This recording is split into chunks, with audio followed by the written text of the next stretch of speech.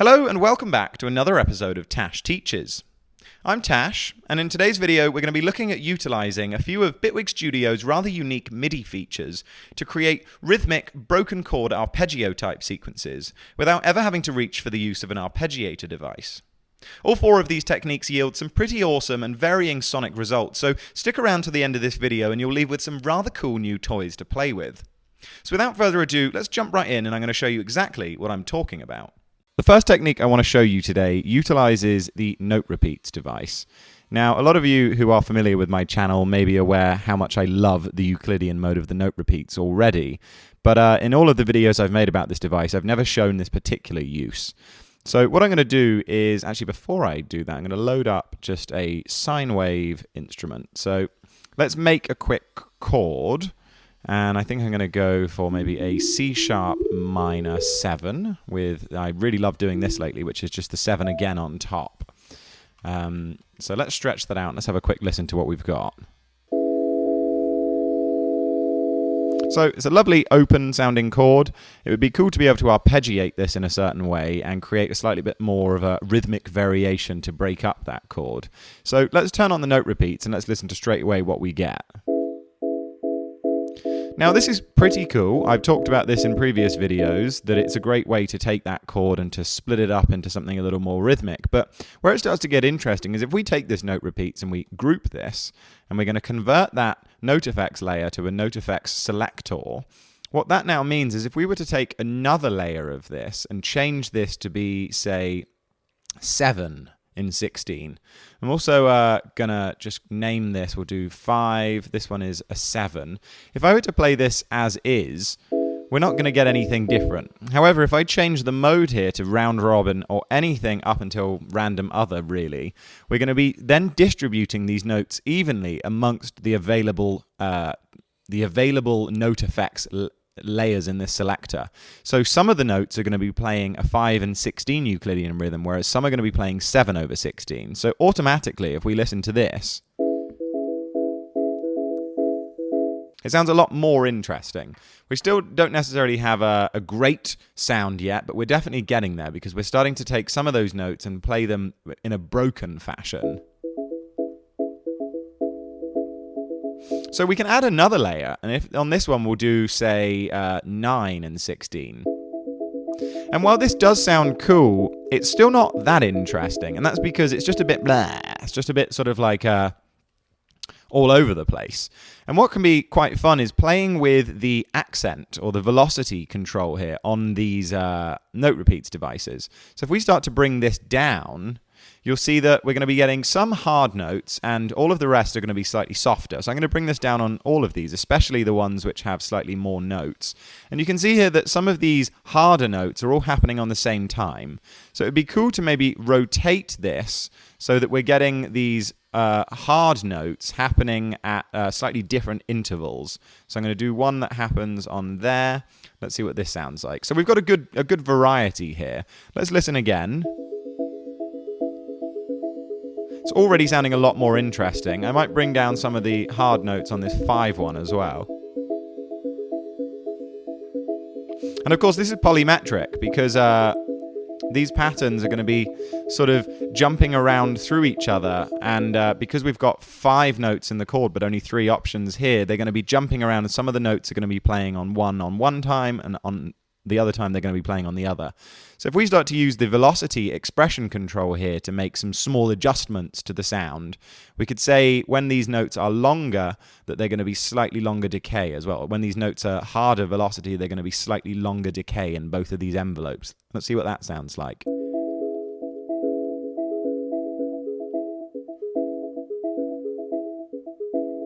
Could be quite cool as well to play with this skew.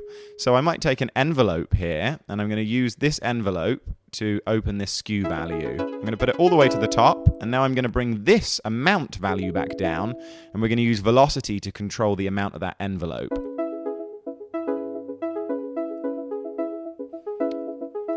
We might as well add a delay just to get a little bit of vibe going on here.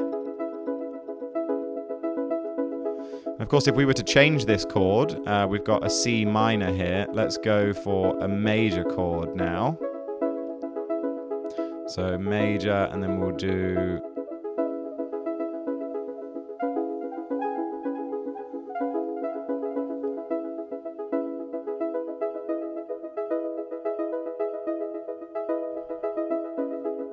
Really nice. And of course, any things that we do here that are affecting those MIDI notes, if we were to take another empty MIDI channel here and just record out the output of that polymer instrument, we can then get...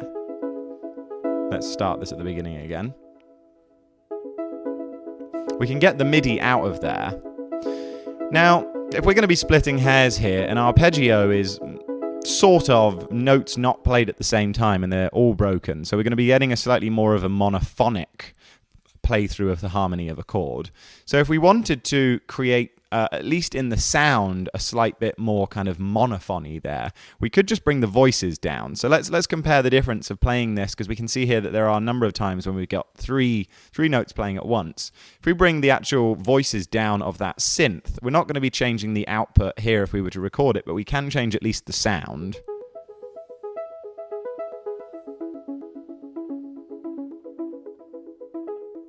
Can sound quite cool. Can also be quite cool to do, say, just two voices.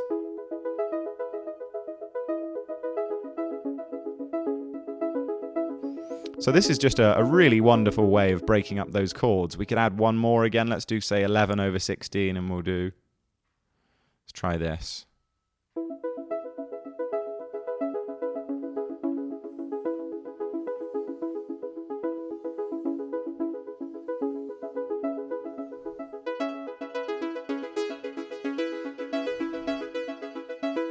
Anyways, so that's the first way of creating a sort of rhythmic, arpeggiated kind of sound. The next technique I want to show you utilizes the Ricochet device. Ricochet was added, I think, in the 4.1 beta, and while visually it looked very entertaining and quite novel, I didn't really find much use for it until I started doing what I'm about to show you. By default, when you load it up, this little arrow is just making itself dizzy in this pentagon, and what I want to do straight away is I want to stop that from spinning and just fix it to one particular place. Now, this is going to be very handy for creating repeatable patterns, because when I was saying in this video I wanted to show you how to make some arpeggios, what I want is something that's a little less random per se, and it's actually following some sort of pattern that is repeatable. So if I were to just play this as is, I've got an A major 7 with the 3rd on top.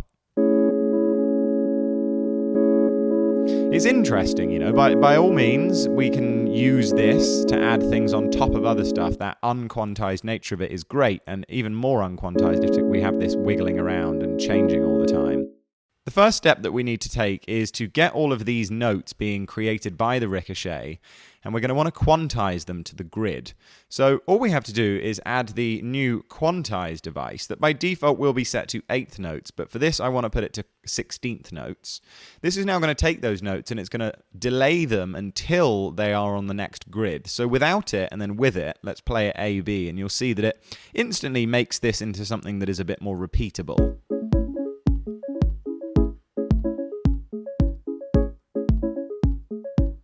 And that's just fantastic. And really where the fun begins is that we don't need to change anything else other than the speed of the ball, the mass of the ball, and the shape of the room. So if I were to start to increase the amount of sides in the room, we're not going to get a change that we could say, oh, well, you know, if we put it to seven sides in the room, then we know what it's going to sound like. It's really very organic and intuitive here. If I start to increase the sides of the room,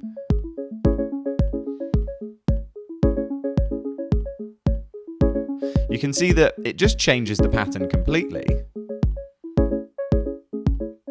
Sometimes you'll find a really great spot in there, and obviously you can rotate it. You can also change where the balls are firing to. And what's really fun is changing the speed here.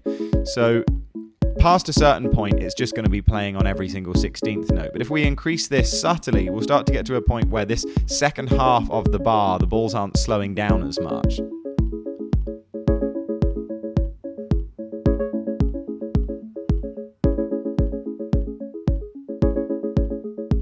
And of course we can record out the MIDI of this, so let's take Polymer, and we'll record that out. That's recording the wrong one. There we go.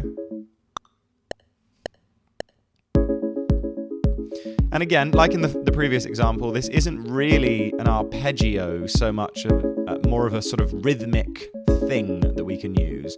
But we can create a little bit more of that arpeggiated feeling by, again, reducing the voices. So let's bring this down to mono first.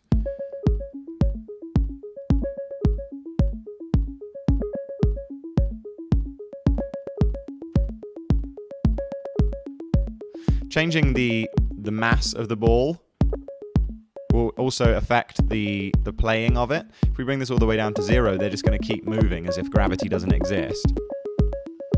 Let's bring up the voices. Let's maybe do 2 or 3.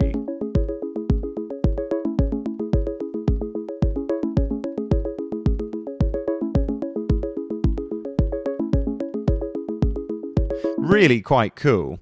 And of course, we can play with the velocity here as well, because some of those harder ones are going to be hitting. They're going to be hitting with a higher velocity. So we can increase the actual velocity affecting the volume, but we can also increase the amount that it's affecting things.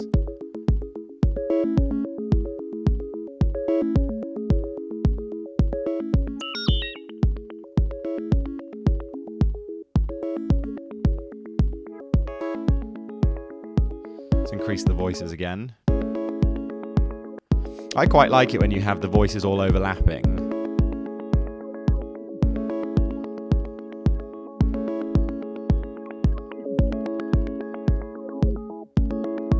Let's change the speed down a bit.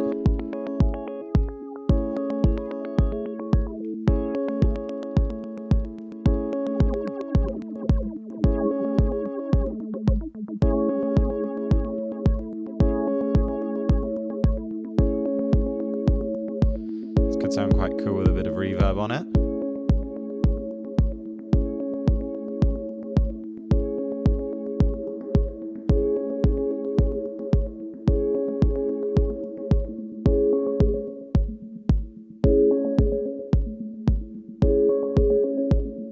If we increase the length of the clip itself, we're going to have a longer pattern before it repeats. But bear in mind that if you make it a longer pattern, you're going to need to bring the dampening down to make the balls lighter and to make them move faster if you want to keep the pattern going, because otherwise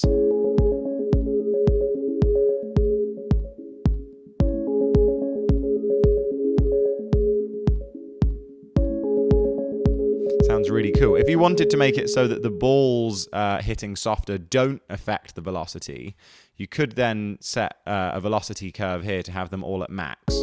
If you'd like to become a Bitwig wizard, then consider subscribing to the channel for unique approaches to production, as well as nifty little mindset hacks that will help get you out of your own way. I'm also a Bitwig certified trainer if any of you would like to take one-to-one lessons with me, either in person if you're in Los Angeles or via Zoom if you're anywhere else. The link to my website is in the description down below. Anyways, back to the video. The next technique I'd like to show you utilizes another form of note repeats, but not the MIDI effect, more the operator that exists within the piano roll. So let's just put in a quick chord here. I'm going to do some sort of D minor 9. Let's just stretch that out, and we might as well do the 7 for good measure, and I'll put the D an octave down. So now we've got this deliciously fat voiced chord. So what we're going to do is we're going to look in here, and we've got to make sure that all of the notes are the length of the actual clip. And we're going to go in and we're going to take each of these notes and we're going to basically use this, they call it repeat rate, but it's really just being able to ratchet it. So we're going to ratchet in, say on this bottom one, 3. So that's going to separate this into, if we were to make these notes shorter so that we can hear them. We're going to do the next one at 4, then we can do the next one at 5, then we can do this one at 6, and then we'll do this one at 7. So if we listen to this as is, we're going to get a similar result with the Ricochet, where things aren't going to be quantized and it's going to sound a little bit shit.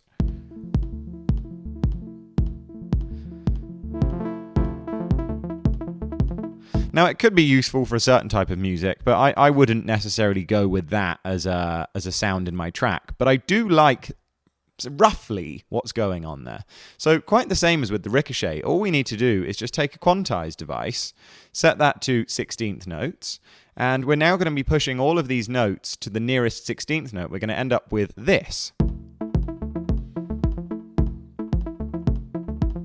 And I think you'll agree that's a very interesting result. If we were to decrease the length of this and make it half as long, we can increase, say, this to feel faster. But we're still going to be getting that situation where some of the notes are going to be overlapping. What's interesting here as well is depending on how we play with the repeat curve, we can influence the sound there as well. So let's take this top note. Let's listen to that in the context of it. If I start to change the curve here, I can make it so there's more notes at the beginning than there. So let's look at this A note and we'll shift that this way.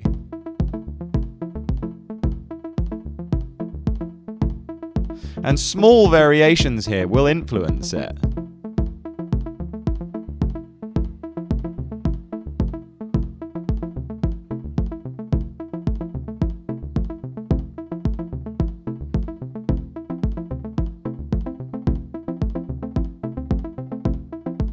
And if we change this halfway through, so let's say that's 5.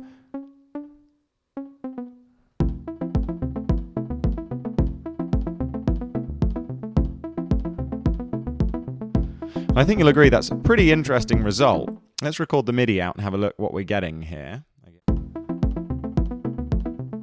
You'll see that the notes are pretty long, and that's because when you do it with this note repeats, they're going to take the entire length of it. What you could do, though, is take, say, a note length device, and if we want to make them all the same length and all uber short, I'm going to bring this down really low, and then let's record this out, and you'll see how small they are. Let's see how vibey we can get taking a macro to the max.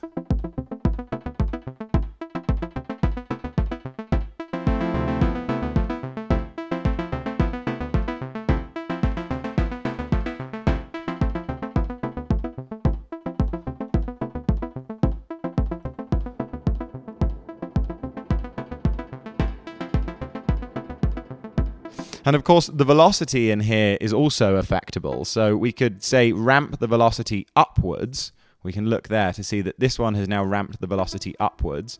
Maybe this one we can ramp the velocity downwards. And then this one we can ramp the velocity up a bit as well. So if we make things in here that affect that velocity, so let's make some of the velocities control that knob we've just created.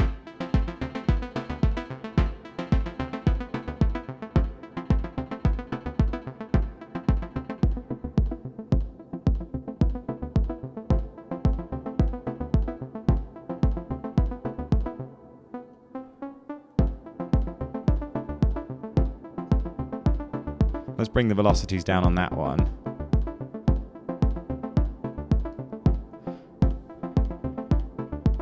And you can see that the velocities are then being reflected down here. So it's a great way of breaking up a chord and creating some rather unusual, repeatable but unexpected results.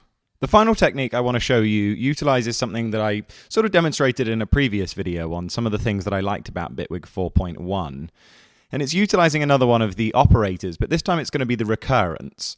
So let's make a quick chord here. Let's go for an F sharp major 7. And I'm going to do this down an octave like that. Okay, so we've got our F sharp major 7 here, and I'm going to load up a quick electric keys. Let's make sure these velocities are nice and low. Daddy likes his velocities low. Okay, very nice. So we've got our chord there, but we're going to do something rather unusual here, and we're going to shorten the length of this to be, if we want a 16th note arpeggio, we're going to shorten it to a 16th note. So if we're to press play now, it already sounds quite cool, actually. I don't know why that is, but what we're going to sort of create here is that each of these notes is not necessarily going to play on every single one of the repeats. So what I mean by that is let's take this bottom one, and let's say that we only want that to happen every 3. I'm going to drag up the recurrence here so that you'll now see that this only triggers every 3 loops. You can see it turning off in the space in between. So this 7th here, why don't we set that to be, say, happening every 7? Then we're going to select this 3rd. In fact, let's set that to be 3. And we'll set this to be 5. Could be quite interesting to have them play at their respective values. So this is a 1. So I'm going to select that to happen every 4. So let's see what now happens, seeing as all of these notes aren't always going to be playing at the same time. I think you'll agree that that's a pretty interesting arpeggio that we're getting there. Let's record the MIDI out.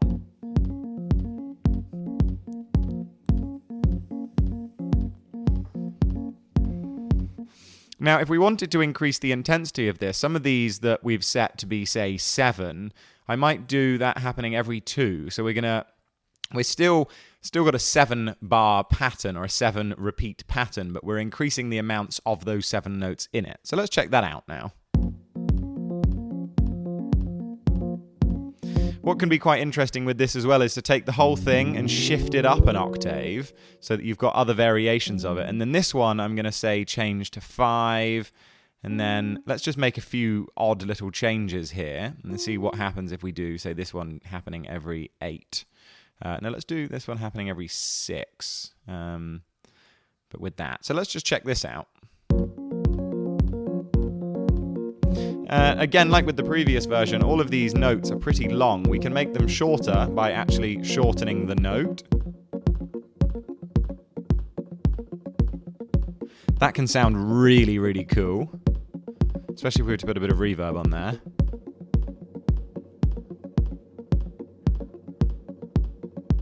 You can also put in a few that don't always happen. So this one could be just a 50% or say 40% happening. So this one won't even be following a pattern per se. It will just be sort of doing the occasional cameo appearance. This can create some very interesting patterns, especially if we were to, let's say, let's put this keys in a selector.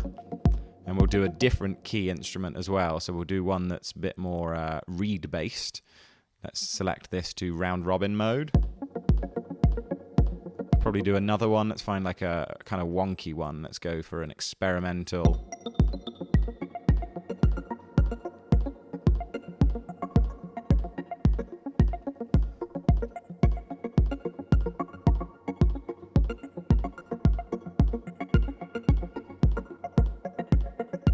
Super cool. And of course we can go in here and we can use a bit of velocity spread to change the chance that there will be different velocities as well. Why not add in sort of a synth voice as well?